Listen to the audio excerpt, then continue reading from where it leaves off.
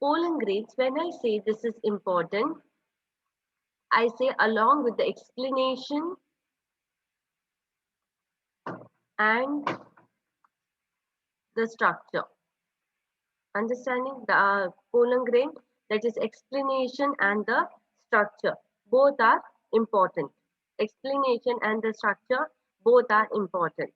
So, till yesterday we have discussed pollen grains are the male gametophyte. Yes, they are the male gametophyte. That means the male reproductive part of the flower. Male reproductive part of the flower.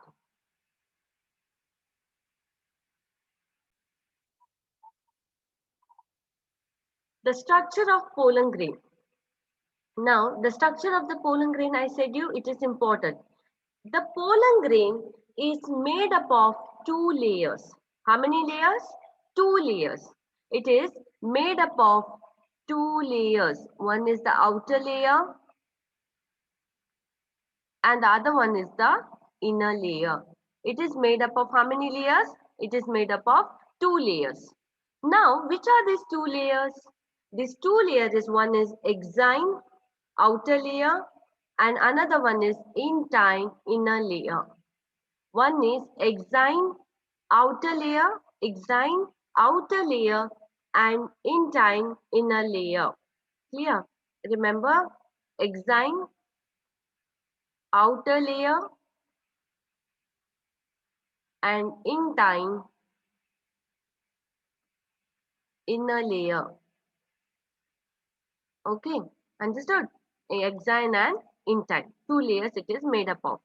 Now you need to remember the pollen grain is made up of two layers. One is intine, one is exine. Okay, one is intine, one is exine. It is made up of. Now, when I say you that it has got two layers, now we will learn what is exine exactly made up of. Okay, I told you right. There are two layers, exine and intine. Now we will know that what exine is made up of. Exine is made up of organic matter or material known as sporopollenin. This is important question. Important. Now, you will ask me, ma'am, why is it important? Why is this sporopollenin is important? Because the sporopollenin is important because the structure and the function of sporopollenin has been asked. Okay, it's been asked time and again. Why? What is sporopollenin? Or explain the function of the sporopollenin, or something like that. The question is asked when we write about the pollen grain. Also, we expect you to write about the sporopollenin. We expect you to write about the sporopollenin. Now, exine is made up of sporopollenin, that is the most resistant organic matter known. Now, when I say resistant means which can withstand, which can withstand. Now, for example, you have your gadgets, right? You have your watch, you have your other gadgets, which will be like what? Which will be like water resistance or waterproof, yes or no? Now, what does that water resistant means? Water resistant means that it can withstand the water. If even if it falls in the water or even if you take it in the water, it doesn't damage the watch or it doesn't damage the gadget. The similar way, the sporopollenin is also the most resistant one organic material which is not be damaged, which is not being damaged. Understanding? Exine is made up of organic material or organic matter known as sporopollenin. It is known as sporopollenin, and it is one of the most resistant organic matter known. Understanding? It is the most resistant organic matter known. Now, what is the sporopollenin? Sporopollenin can withstand strong acid and alkali. Okay, it can withstand strong acid and also the alkali. Any kind of such matter, any kind of such acids or any alkali, it can withstand. Means even if this pollen grains you dip it in the acid or alkali, it can remain undisturbed or undestroyed. Okay, it will remain undestroyed. Clear? So, no enzyme that degrades sporopollenin is reported. No enzyme that degrades sporopollenin is reported. So, what happens? Most of the organic materials or organic matters can be degraded by the enzymes, right? Yes or no? For example, now glucose. Glucose. Any enzyme action will take place, and it will be what will happen? It will be broken down into pieces. Yes or no? It will be broken down. Or if we say glucose, I mean galactose, then it will be broken down into some other like glucose, lactose, or something like that. Yes or no? So this glucose, it will be this organic matter with the enzyme action. It can be broken down. Yes, it can be broken down. Whereas when we talk about the sporopollenin cannot be broken down by any such enzymes. It cannot be broken down by any such enzymes. Clear? The sporopollenin remains undisturbed or undestroyed by the enzymes. So no enzyme that degrades, means that breaks down sporopollenin is reported. Until now, any enzyme that degrades or that destroys or that breaks down sporopollenin is not reported yet. This property of pollen grains are preserved as fossils. Because of this property, because of the presence of sporopollenin, pollen grains can be preserved for a long time. They can be preserved for a long time. Why? Because pollen grains are not destroyed or disturbed by, not destroyed or disturbed by any enzymes, any acid, or any alkali.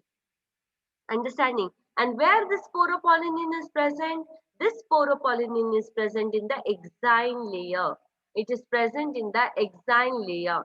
So what happens? It kind of provides protection to the pollen grain. It provides protection to the pollen grain. Now remember where the sporopollenin is present. The sporopollenin is present in the exine layer, and the sporopollenin is the most resistant organic matter or a most resistant organic material known. It can withstand strong acid and alkali. It can withstand strong acid and alkali. No enzyme that degrades sporopollenin is known yet. Okay, no enzyme that degrades or destroys sporopollenin is known yet. So this property, because of this property, pollen grains are preserved as fossils. They are preserved as fossils. Now, when we have discussed about exine and where you have got to know that there is a presence of sporopollenin there is something else also, that is the inner layer. Clear? Inner layer, an intine is a thin and continuous layer made up of cellulose and pectin. Okay. So, I will take this diagram, this image, and then explain it to you. Now, let me once again explain it to you about the exine. The exine is write down and take, exine is an outer layer.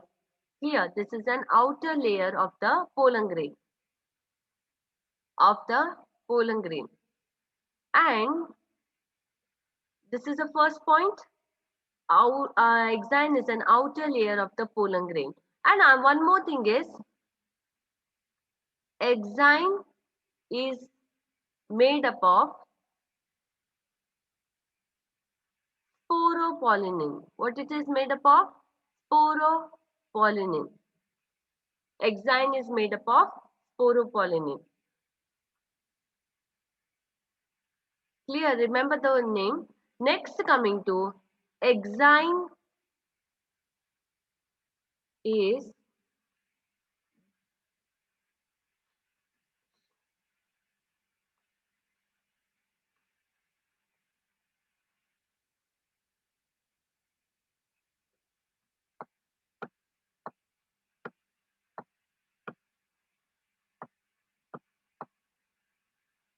Exine is the discontinuous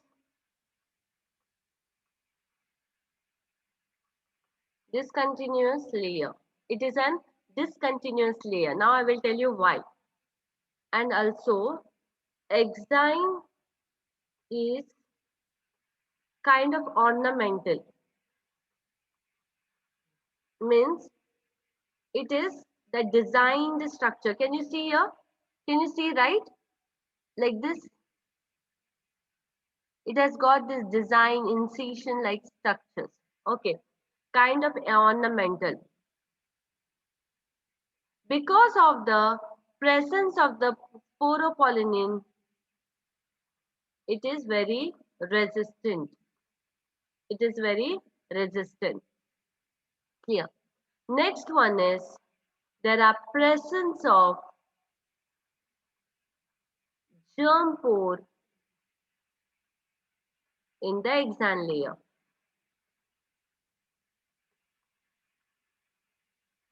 Now students, this is important. Each thing when we talk about exine, it is very important. Now why?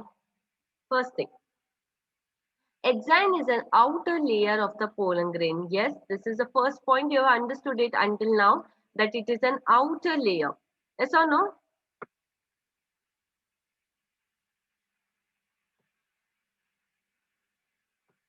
That this is the outer layer. Exine is an outer layer of the pollen grain. This has to be the first point you need to remember. Second, coming to exine is made up of sporopollenin. Yes, it is made up of sporopollenin, and sporopollenin is one of the resistant organic material known. It is the most resistant organic material. Why? Because until now, nothing that can degrade sporopollenin has been discovered. Nothing can degrade sporopollenin. Clear? Nothing can destroy sporopollenin. Okay. Third one, exine is the discontinuous layer. Now, when I say this, exine is the discontinuous layer. Why? Because, see, can you see here? The germ pores are present in between. Yes, students? The germ pores are present in between. Yes? These are the germ pores present. Yes?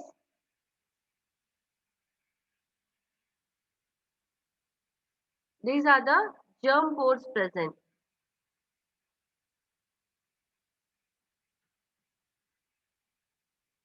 So these germ pores are present in the exine layer, because of which this becomes discontinuous layer. That means, see, intine inside it is continuous. Yes or no? The intine layer is continuous. Why it is continuous? Because there are no germ pores on it. There are no germ pores on it. Whereas the exine has got germ pores. The exine has got germ pores, because of which it becomes discontinuous layer. Exine is an discontinuous layer. Okay.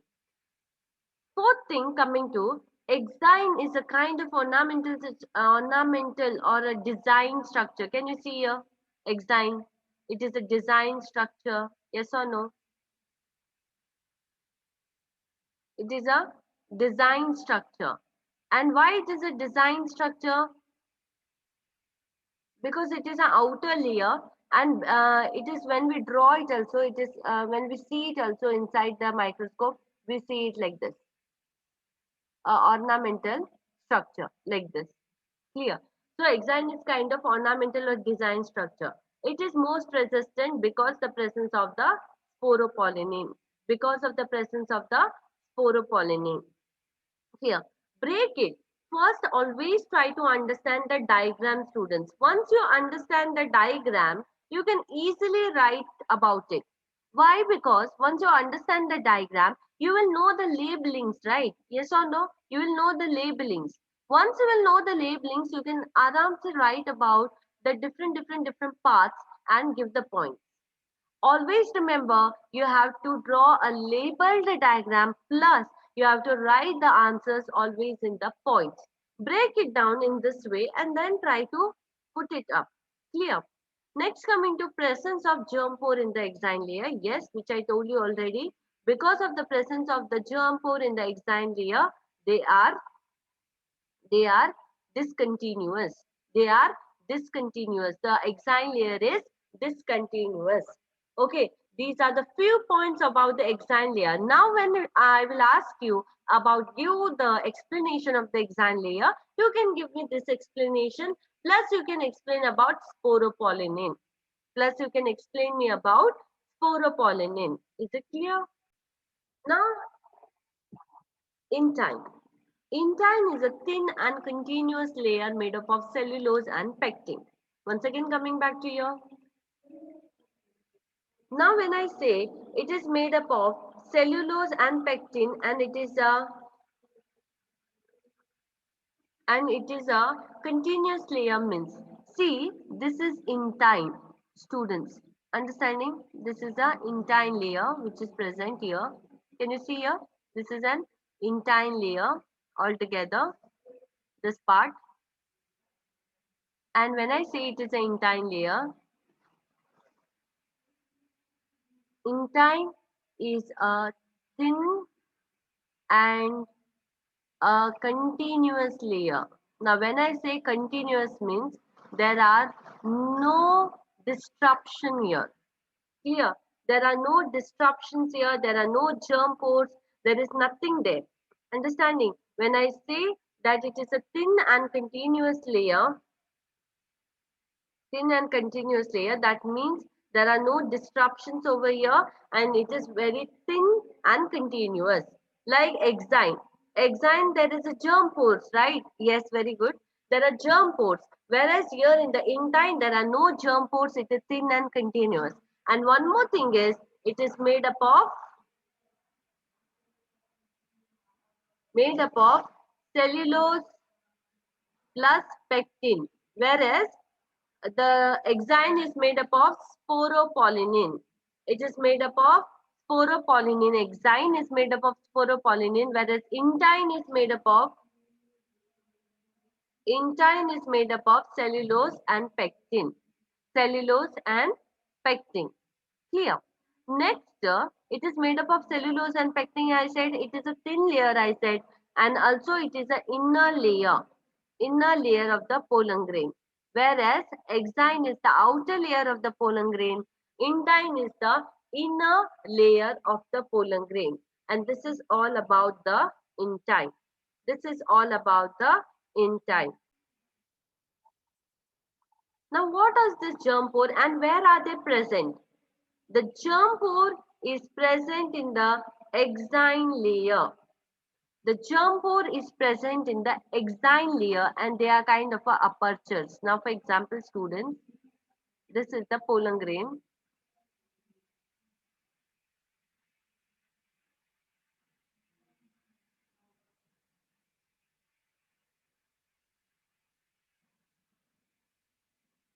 Okay.